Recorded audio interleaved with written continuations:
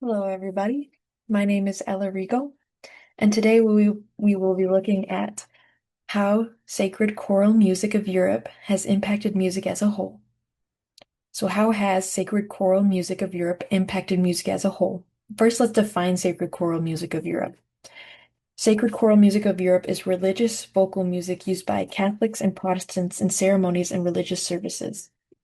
This music consisted mostly of vocals, with instruments rarely accompanying them. The main components of this style of music we'll be focusing on are Gregorian chants, high mass, and motets. Each of these components of sacred choral music offer different and profound musical discoveries that were so impactful they're still used to this day. We can hear them in modern music everywhere. Gregorian chants are the first development found in sacred choral music of Europe we will be exploring. They were named after Pope Gregory the First.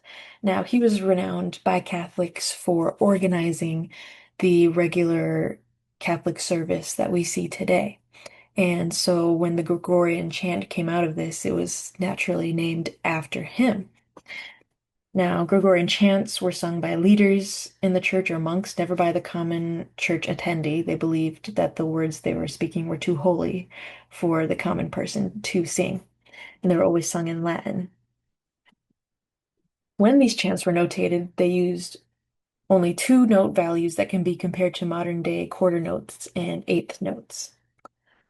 These chants were free flowing when it came to tempo. In terms of how they were sung, there were three different ways. There's direct, antiphonal, and responsorial. We're just going to focus on the responsorial method. This method is similar to call and response method used by African Americans when they created their spirituals. Gregorian chants impacted music as a whole in the way its scales were based off of church modes. Church modes or scales had transcendent sounds that can be heard in modern music with its major and minor scale that we are now familiar with.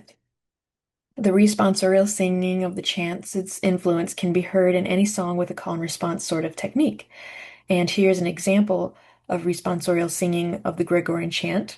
And this song is called Alma Redemptoris Mater.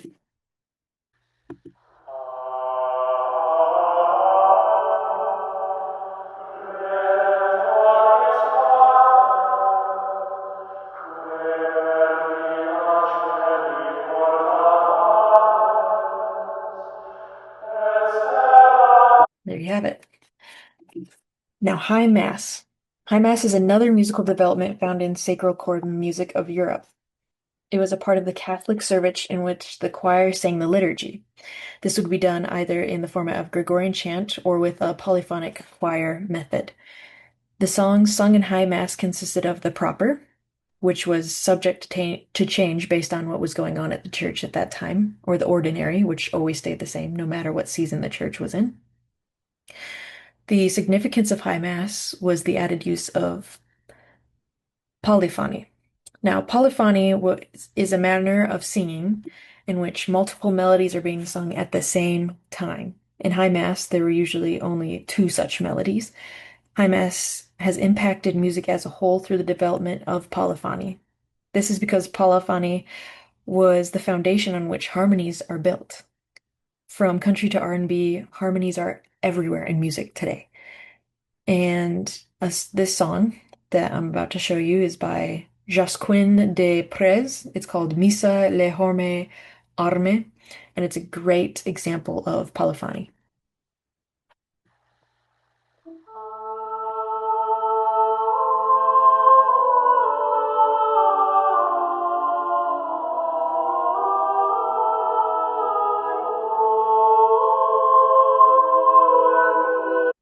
There you have that. Now, motets. Motets are the final musical development found in sacred choral music of Europe, which we will be examining. Unlike High Mass, motets did not include Gregorian chant. Greg is out of here. Motets consisted of complex polyphonic methods, more than that we would find in High Mass. Um, Occasionally, all the voices would sing the same melody clearly in a homorhythmic manner. Motets were sung by choirs with musical training, not by the congregation, and would be heard at a church service or a concert. The vocal part of the tenor was usually given the bass chant, also known as the cantus firmus, which means fixed melody, but sometimes an instrument would actually play this part. And so here we see instruments coming onto the scene more. Um, Motets are also characterized by polychoral compositions.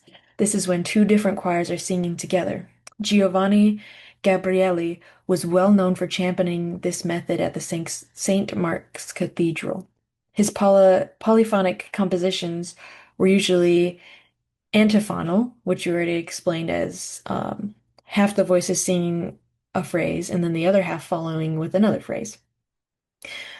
Motets impacted music as a whole through the continued development of polyphony and the incorporation of instruments in the performance.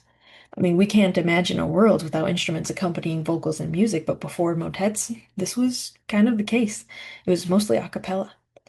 And so in Omnis Gentis by Giovanni Gabrieli is a great example of instruments accompanying polyphonic vocals.